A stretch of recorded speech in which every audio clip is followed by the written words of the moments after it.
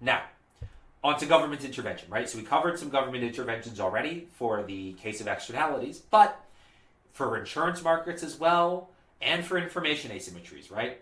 Healthcare market failures often necessitate government intervention, right?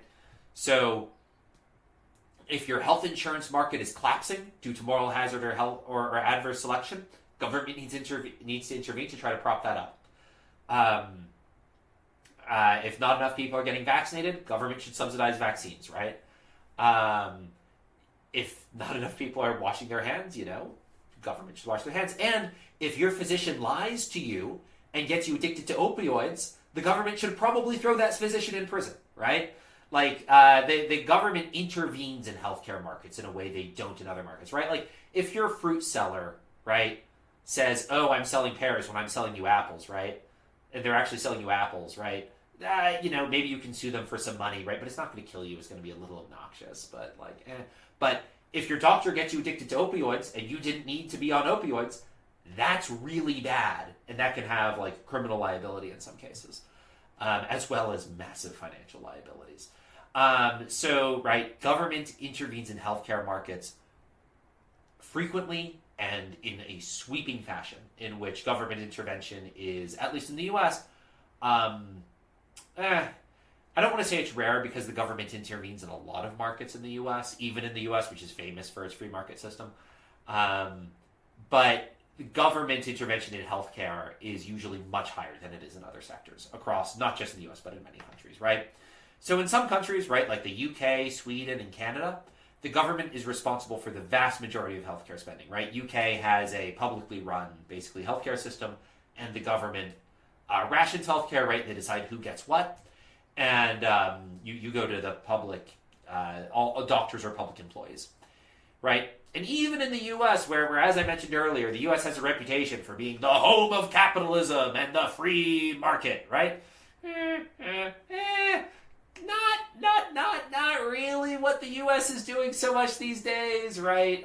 U.S. is still more free than a lot of other countries are in terms of their healthcare markets, but even in the U.S., over half of government spending is over half of healthcare spending comes from the government, right? So over half of what people of doctors' income and things like that is coming from the government. So even in the U.S., government intervention is huge, both in terms of regulation and in terms of spending. Now, government spending on healthcare, we saw earlier that in the U.S., healthcare costs in general are increasing.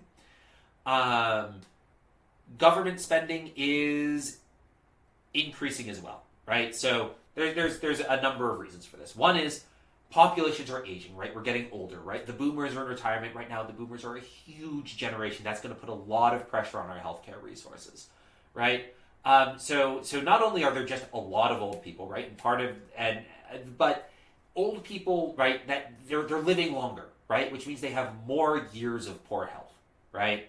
If you die when you're 60, right, not great, right? I think we'd all want to live past 60 in an ideal world, but you're pretty healthy up until the age of 60, right? My parents are in their late 50s, and they're still going strong, right?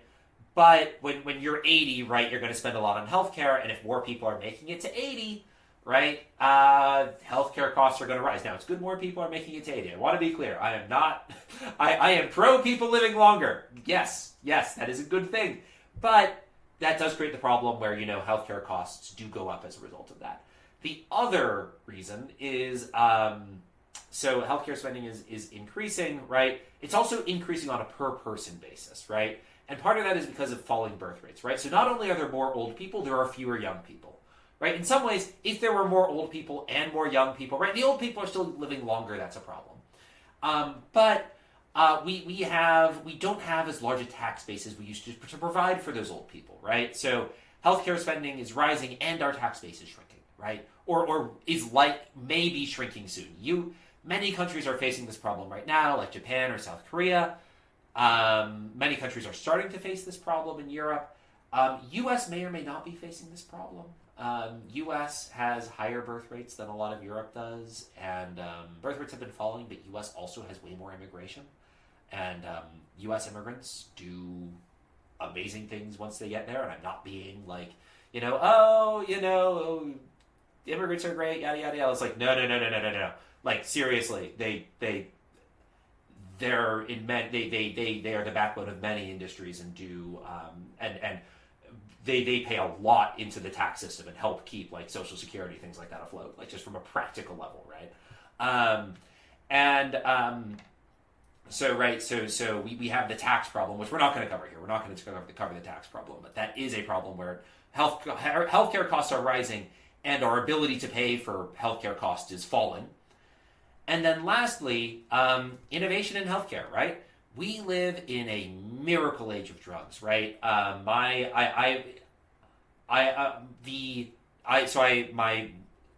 lost two grandparents before the pandemic, right? And then I lost one after the pandemic, right? In the past year. And the quality of the care, the difference in the quality of care they received, how much nurses were able to do, the level of technology where like my grandfather, right? He was able, like, he got an elevator installed in his house. He had sort of chairs that would carry him upstairs, right? Like, he was just able to get medical treatments that didn't exist or weren't affordable 10 years ago, right? And in general, right, like, during the pandemic, right, again, with my migraine problem, by the way, because I like telling stories in my lectures, you guys are going to find out way more about my personal health than you have any interest in knowing, and I'm sorry for that, but it's for you. It's for your own good. It's for learning. And I get to act like an old man complaining about my knee problem.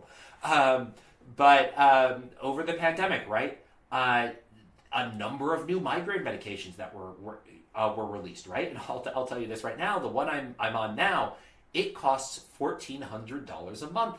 That's insane. My previous medication was like $40 a month, right?